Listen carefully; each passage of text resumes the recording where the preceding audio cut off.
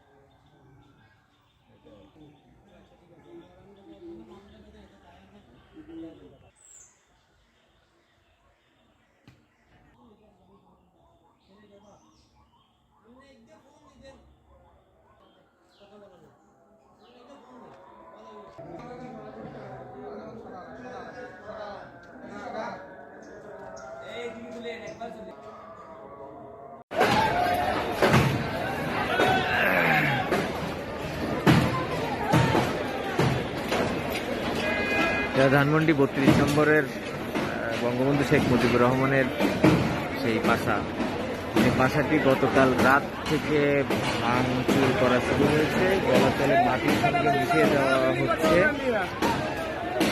যে এখন বাজে দুপুর 1টা, তো এই দুপুর 1টার সময়ও এই ভবনের একটি জায়গায় এখন আগুন জ্বলছে। একটু আগেই আগুনটা ধরিয়ে দেওয়া হয়েছে।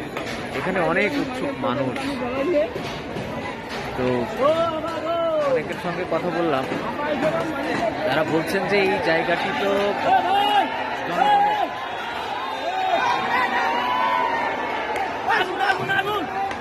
আগুন লাগছে, কিন্তু উপরে ওইখানে আগুন জ্বলছে, আর উপরে মানে ভবনের উপরে ছাদের উপরে মানুষ ছবি তুলছে, ছবি তোলার জন্য দাঁড়িয়েছে। ওই ভবনটিও ভেঙে দেওয়া হয়েছে, সামনের অংশ অনেকটাই ভাঙা। পাশে একটি জিনিস দেখলাম, এই ভবনের পাশে হচ্ছে এই ভবনের এই পাশে 3টা গাড়ি রাখা ছিল বোধ হয়। এই 3টা গাড়ি যে 5 তারিখের পরে যখন এখানে আগুন দেওয়া হয়, আগুন দিয়ে ধরিয়ে দেওয়া হয়, তখন এই গাড়িগুলো পড়ে গিয়েছে।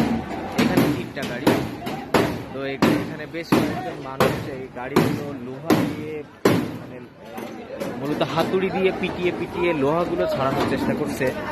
ওই যে রেঞ্জ দিয়েও খোলার চেষ্টা করছে এবং খুলে প্রায় সব ছাড়ানো শেষ। তেমন কিছু নেই।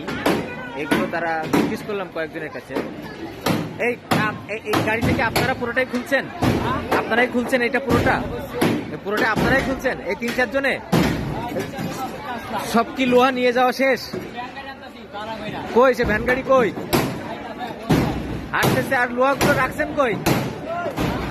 রাখছেন কই? বাড়ায় দিচ্ছেন? আচ্ছা, এখানে এরকম কয়েক 3টি গাড়ির কথাই বললাম, পুড়ে যাওয়া গাড়ি। তো এই গাড়িগুলো এই যন্ত্রাংশ খুলছে 3টা গাড়িতেই, এই যে দেখেন এই যন্ত্রাংশগুলো খুলে নিয়ে যাওয়া হচ্ছে।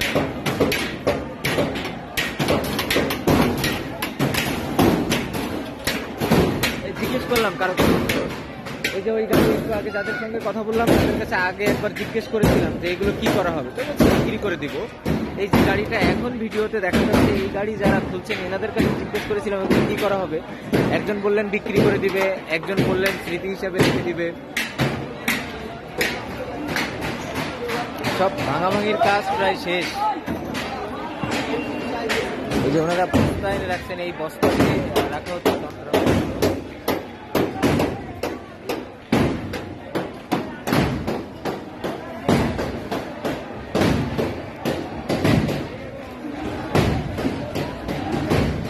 এখানে মানে উৎসুক অনেক মানুষ, অনেকের কাছে জিজ্ঞেস করলাম যে এখানে কেন এসেছেন। তো কেউ বলছে যে এই ভাঙচুর করছে, এই ভাঙচুরের সাক্ষী হতে তারা এসেছেন। আবার কেউ বলছে যে তারা, একজনের সঙ্গে কথা বললাম, তার নাম হচ্ছে ইসমাইল। তিনি জানালেন যে তিনি যদি ভাঙা কাজে কোনোভাবে সহযোগিতা করতে পারেন তাহলে তিনি সহযোগিতা করবেন, সেজন্য তিনি এসেছেন। এই যে এই আর একটা মানে এটাও ভেঙে ফেলা হয়েছে, যেটার ওই কোণে আগুন লাগছিল, একটু আগে দেখাচ্ছিলাম, সেই ভবন। এর সামনের অংশ ভেঙে ফেলা হয়েছে, সামনের অংশ একেবারে মাটির সঙ্গে মিশিয়ে দেওয়া হয়েছে বলা যাবে। অনেক অংশ আর কি, পুরোটাই না। ওই যে এই পাশে একটি ভবন, এই ভবনটিও একেবারে অর্ধেক, বাইরে থেকে যা দেখে মনে হচ্ছে অর্ধেক অন্তত ভেঙে ফেলছে। এখানে প্রচুর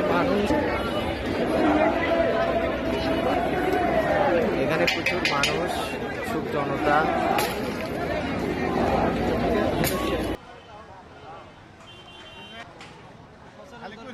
ঈদ মুবারক ভাই, ঈদ মুবারক। পাবলিক টয়লেট করবো এই জায়গায় আমরা, পাবলিক টয়লেট।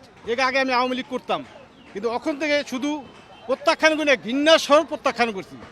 আজকে সেখান থেকে আমি আসছি সেই আওয়ামী লীগের ধ্বংস দেখার জন্য। আবু জাহেলের বাড়ির মতো এটা টয়লেট খানা হোক, পাবলিক টয়লেট খানা। প্রতিজ্ঞানে ওর তো লজ্জা শরমই নাই, ও বক্তব্য দিবে কেন? ও তো ফেসিস্ট, ও তো পালিয়ে গেছে। সব মিথ্যা কথা বলে। ও তো ফেসিস্ট, ও তো পালিয়ে গেছে। ওর তো বক্তব্য দেওয়ার মানে কোনো ইয়েই নাই। মানে একটা মানুষের যদি আত্মসম্মান বোধ থেকে থাকে, তাহলে মানুষজন তাকে ঘৃণা করতেছে। মানে 18 কোটি মানুষই, আপনি 98% মানুষই তাকে ঘৃণা করতেছে। সে বক্তব্য দেয় কিভাবে এই অবস্থায়? সে তো মরে যাওয়া উচিত, আত্মহত্যা করা উচিত তার।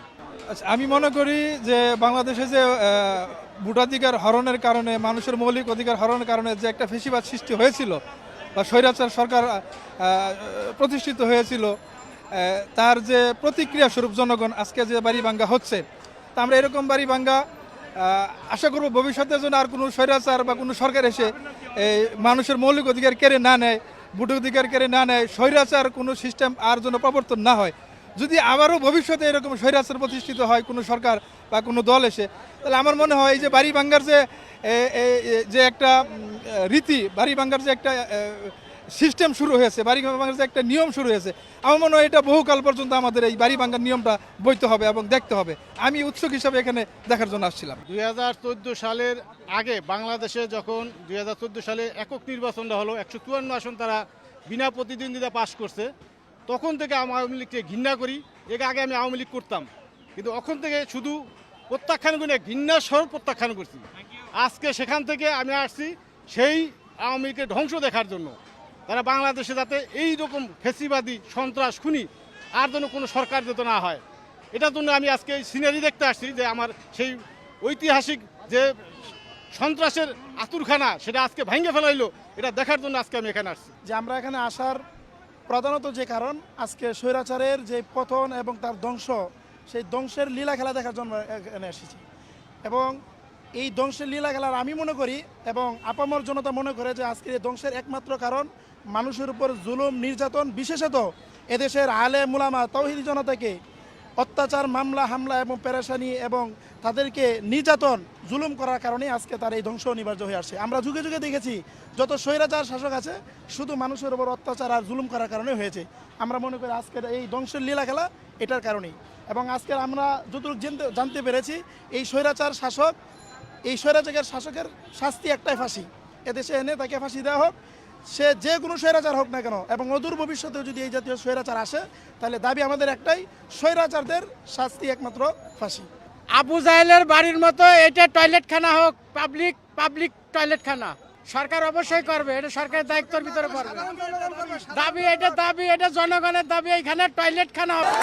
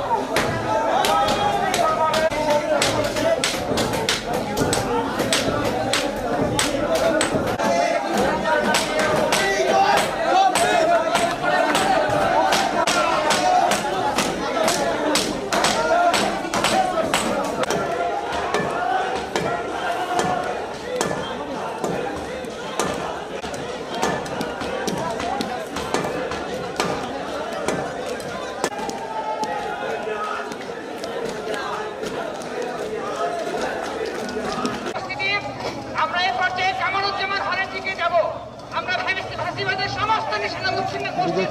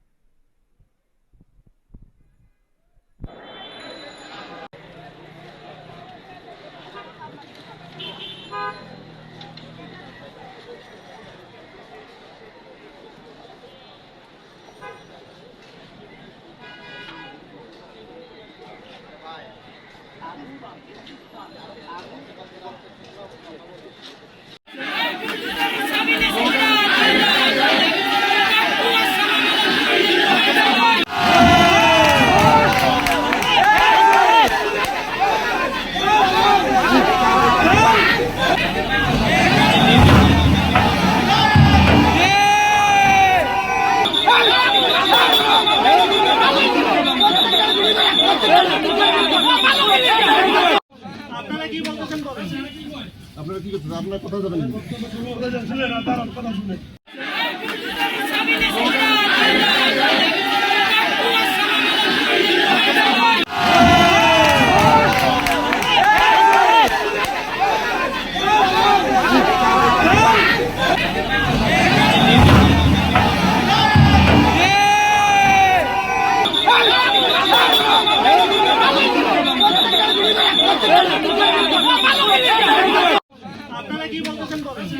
আপনারা কি করতেছেন? আপনারা কোথাও যাবেন